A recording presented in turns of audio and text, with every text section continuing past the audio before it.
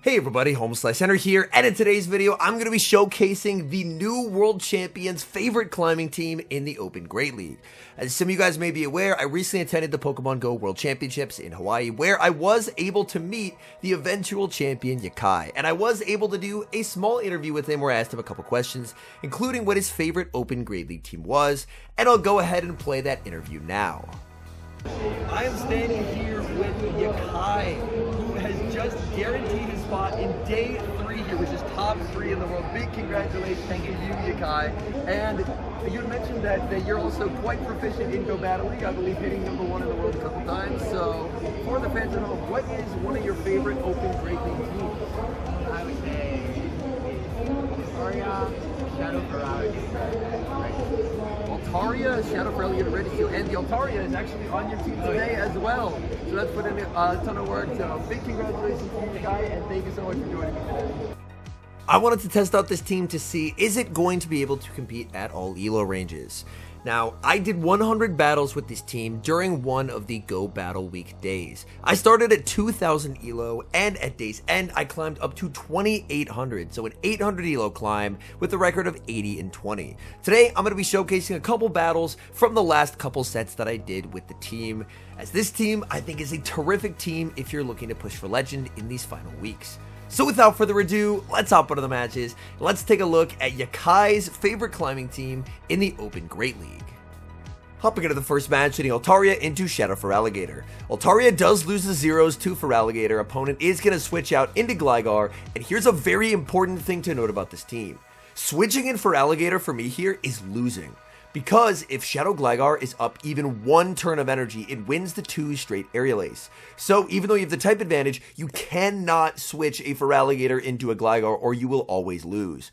I'm just going to stay in with the Altaria. I can tank this Aerial Ace. I should be able to make it to another Sky Attack as well here. Altaria gets the Sky Attack, but the opponent denies my energy with the Aerial Ace. That's okay, I'm just going to let this go and now bring in Feraligatr. Feraligatr, I can shield once, farm all the way down, and I already have a Hydro Cannon loaded. And Feraligatr's energy goes everywhere in this meta. Opponent is going to switch out and bring in their own Feraligatr.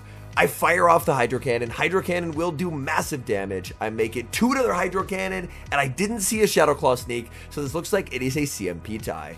It's tempting to let this go, but I'm never going to be able to lock on farm down. So my best play is actually to shield the Feraligatr, because even if it's a coin flip and they win CMP here, I can just lock on down with the Registeel and I should be in a pretty good position. Now my opponent is going to bring in their final Pokemon, which is Skarmory. I can bank the Hydro Cannon, send in the Registeel. There's just no hope for the Skarmory, and the opponent concedes the match. We get a great lead in the next match, Altaria versus a normal Gligar. Normal Gligar a lot worse here. Opponent safe switches Lickitung, and if you notice, I don't switch right away. This is another must-have bit of matchup knowledge for this team. When a Lickitung safe switch occurs, you don't immediately switch in Reggie, because one Focus Blast doesn't KO. Instead, you stay in for 10 to 12 Dragon Breaths, depending on your level of comfort with counting 1-turn moves, and then bring in the Reggie. You get energy on Altaria, and you Dragon Breath it into Focus Blast plus Farm Down range. Look at how nicely this works out. All their extra energy on the Lickitung doesn't do a whole lot into the Reggie, and I'm going to get to exit this matchup pretty close to a Zap Cannon. I'm expecting them to bring in Gligar, but they don't. They bring in Charjabug, so they're just ABA weak to the Altaria. Honestly, AAA weak, because as we do actually get the Zap Cannon debuff, which forces them to switch out, the Gligar loses to Altaria, the Charjabug loses to Altaria, and Lickitung loses the zeros. So it's one of the reasons why Altaria is really good, is Altaria, I mean, it is getting nerfed in this upcoming season, so people aren't necessarily planning for it with Altaria in mind, so oftentimes you can catch people double weak, or in this case even triple weak to the Altaria. Gligar will fire off another move. Again, this is the non-shadow, so Aerial Ace just does absolutely nothing. I can get a full farm down here. The Volt Switch doesn't even KO, and now Sky Attack will force the final shield. I finally get to reveal the Feraligatr. I try for the bad manners catch. I don't get it, but the good news is I still win, because you can't hold 3 moves as the Charjabug, and every time they throw, I'm going to get a free Shadow Claw through. They get the double up, but Feraligatr going to comfortably win Charge Attack priority. Hydro Cannon knocks out the Charjabug, and that game ends in victory. Nightmare lead in the next match, Altaria into Bastiodon. I save switch into Feraligatr. Opponent responds with Victory Bell. I can't make the Ice Beam. A Crunch does KO here though, so I farm up to 6, and they respect the Crunch. And that is the advantage that I need to win this game. These type of Bastiodon, Victory Bell, Wigglytuff teams are quite annoying, but as you're going to see, this is a pretty comfortable way to play around it. So we're going to bring back in the Altaria after waiting our switch timer. I'm going to get it to 1 HP, and I stop attacking. This is because my switch clock is not yet up. So I can't throw a move until my switch timer will be up, because now I'm actually able to save the Altaria, and in the back, they end up actually not having a Wigglytuff, they end up having Shadow Torterra. But up a shield, I'm just completely winning here. I fire off the Focus Blast, they're going to end up committing the shield. Shadow Torterra, I believe, runs Body Slam, so they're going to be firing off Body Slams. I will shield at least one because I do want to preserve HP, but I have to save one shield because Bastiodon, of course, has Flamethrower. So I'm able to land that Focus Blast that does quite a lot of damage. They make a move. I can't shield this move because I need to save the shield for the Flamethrower, but I'm going to get a very nice farm down. In comes the Bastiodon. I need 2 moves to KO, so I will fish for the Zap Cannon debuff. 66% chance. I get unlucky. I don't get the debuff, but they can't farm down my Reggie. I don't even have a good Reggie. As you see here, my Reggie is Raid IB, so I don't even have a good Reggie, and they still can't farm me down. We absolutely destroy Grassel, despite leading an Altaria into a Bastiodon.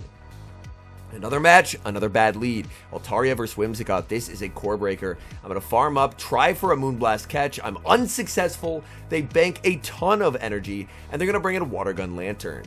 I would love if my opponent shielded and tried to play for switch. The reason being is that then I could get more farm with Altaria and threaten them with Sky Attacks. So my hope is that my opponent is going to play for switch.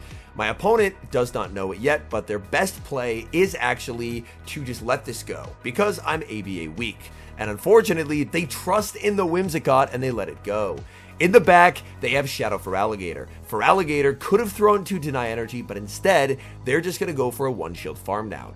I can't concede that farm, so I'm going to bring in my own Feraligatr. I got the Zap Cannon debuff, so I'm very comfortably no-shielding. They go for the Hydro. I can tank that because it is going to be debuffed. I still live another Hydro, which is quite nice. I do have to watch for a potential catch onto Whimsicott. There's the catch attempt.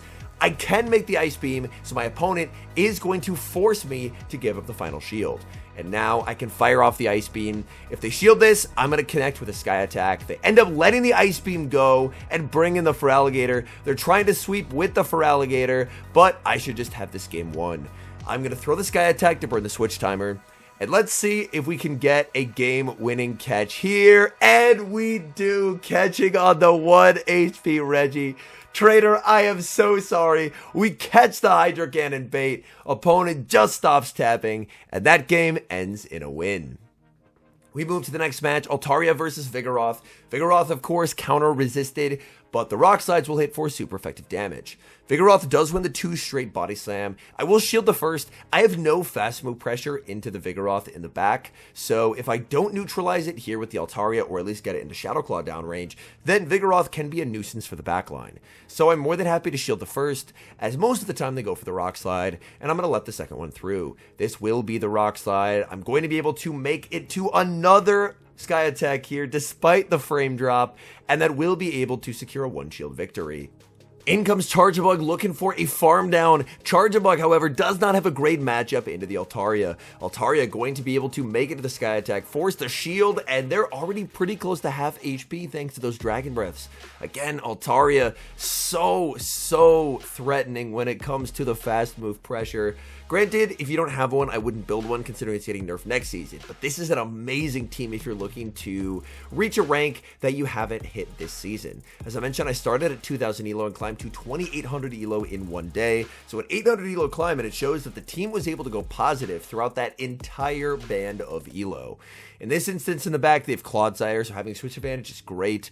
I can live a Quake, so I end up letting it through. They end up Stone Edging, and now I'm going to go for an Undercharge, hoping to leave them on 1 1 HP. Unfortunately, it does still KO. Here, my opponent thought that I had 2 residual instead of 1, so they end up throwing their energy. But even if they farm down, they're still not winning because I have the move banked on the Registeel. So I can just fire off the Zap Cannon, and Zap Cannon into the Charjabug is going to be lights out for the electric bus. And again, we're able to take the win.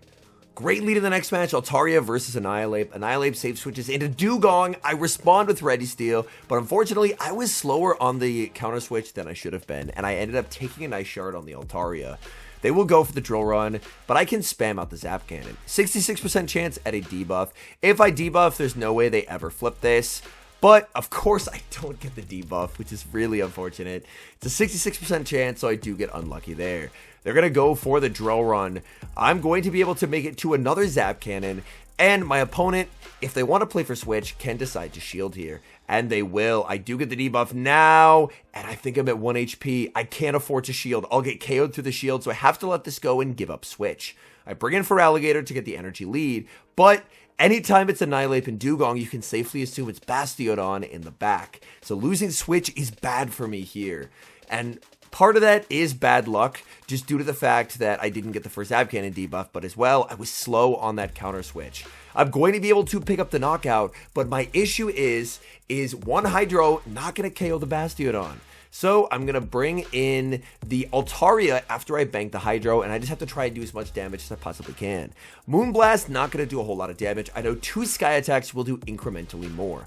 I think if I can get a Sky Attack plus a Moonblast, I can win this game.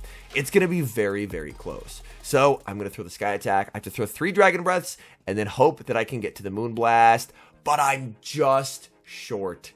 And I think not making that Moonblast on the CMP tie is actually going to lose me this game. I might still be able to win it. It'll come down to Bastiodon IVs. I bring in the Feraligatr. I throw 1 in the move, so I'm going on good timing. I go for the Hydro. Hydro is going to get them low, but they survive on 1 HP. And unfortunately, that game should always be a win, but I threw it. We got a terrible lead in the next match, Altaria into Azumarill. I safe switch into the Feraligatr, and my opponent responds with Charjabug. They were a little bit slow on the switch there, so this might actually now be a flippable matchup.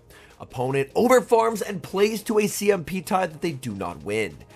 I could potentially just take shield advantage, but I think what's more valuable here is actually going to be switch. So I'm just going to shield. I can live 2 more volt switches, so I guaranteed flip switch here. They're going to force the final shield, which is fine. I'm low on health, but I'm not at 1 HP, so I can survive the 1 HP of damage through the shield, make it to the Hydro Cannon, flip switch, and just like that, the Azumarill is no longer on my Altaria. It's now on my Registeel, which is a significantly better spot for me to be in.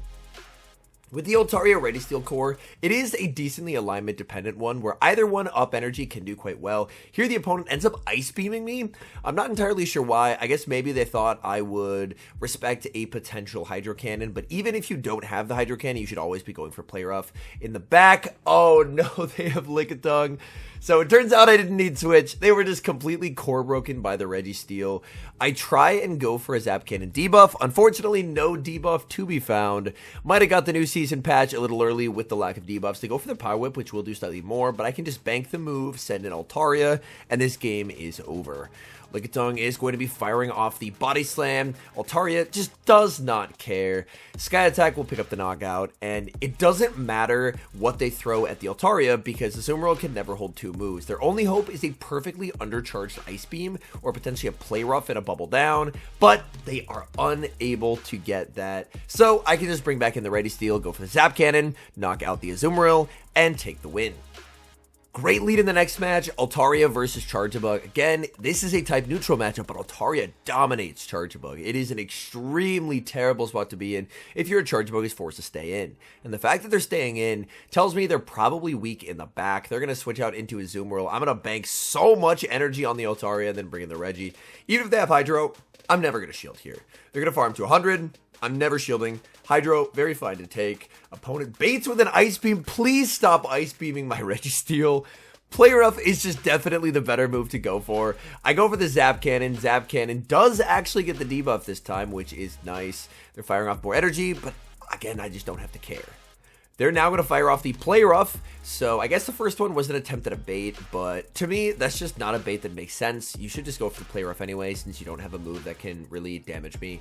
In the back is Annihilate, and here's where I can use the energy on Altaria to just absolutely shred my opponent. I switch back into the Altaria. I have 100 energy on the Altaria, and look at this. Their Annihilate goes from 2 shields to 0 instantaneously. And now, I just never shield the Altaria, and I have no way of losing this game, because I'm going to have a 2 shield Shadow for Alligator, and that just beats everything. So we can bring in the for Alligator. They're going to be able to force a shield with a Night Slash, but this is the easiest shield ever. And I just have to watch for a switch in from the Charjabug. Charjabug does not have a move. Switch will take a turn, so when they switch, I can throw 2 in the move. Hydro will be able to knock out the Charjabug. They can bring back in the Annihilate. I can go for the Hydro here, and Shadow for Alligator up shields is just way too good, and that game will also end in a win. Hopping into the final match, we get the Dream lead leading into Superior, and this game is just unlosable. They bring in Skeledirge. You want to make sure to switch fast enough with the for Alligator that you make the Hydro before they make the Shadow Ball. And now, there is nothing in the back that my opponent can have that can win them this game. Even something like, worst case would probably be an Alolan Sandslash, that's still just a win for me. My for Alligator, they're going to need to go for a Frenzy here to pick up the knockout. Aerial Ace won't do it, so they will Frenzy, and I can just bring back in the Altaria. This game, very alignment dependent so far, but why I included it is the fact that, again, a lot of people just aren't really preparing for Altaria. They can go for Aerial Aces, I'm just going to farm them, and in the back is Talonflame, so they're just triple weak. And that's what you're going to see. Like, some teams, people are just running triple weak to Altaria, just zero respect for the Cloudbird, and you could just win a lot of games just by having Altaria on the team, which is quite nice. They're going to fire off energy. I will commit the shield because this is my best way of getting rid of the Talonflame. They do end up going for the fly. They can make another fly and force the final shield, but I have an Altaria that was up way too much energy, so even though I had taken some damage, I'm still just in a completely one position. I fire off this Sky Attack. Sky Attack will be able to pick up the knockout. Back in comes Superior. Opponent sees the writing on the wall and concedes the match, and we didn't even need to use Reggie for this game. All in all, if you're still looking to rank up in the last week of the season, this is an amazing team to do it. As I mentioned, this team worked for me from 2000 to 2800 ELO. So it was consistent. I think I only had 1 negative set all day. So 19 positive sets, 1 negative set, and the 1 negative set was a 2-3. So overall, had amazing results with the team across a variety of ELO ranges to show that for people, if you try it out and if you follow a lot of the tips and tricks that I provided, like what to do versus the Lickitung save switch, staying in with Altaria versus the Gligar save switch because Gligar up energy beats for Alligator. If you follow that, then the team should be able to have some pretty nice results because, after all, it is the favorite team of the new best Pokemon Go PvP player in the entire world, the 2024 Pokemon Go Regional Champion, Yakai. Anyways, thank you guys so much for watching. If you're enjoying the content, make sure to leave a like and subscribe to the channel if you haven't. And a special thank you as always to our members here on YouTube. The support you guys provide is sincerely appreciated, so thank you guys oh so very much. And until next time, I've been HomeSliceHenry.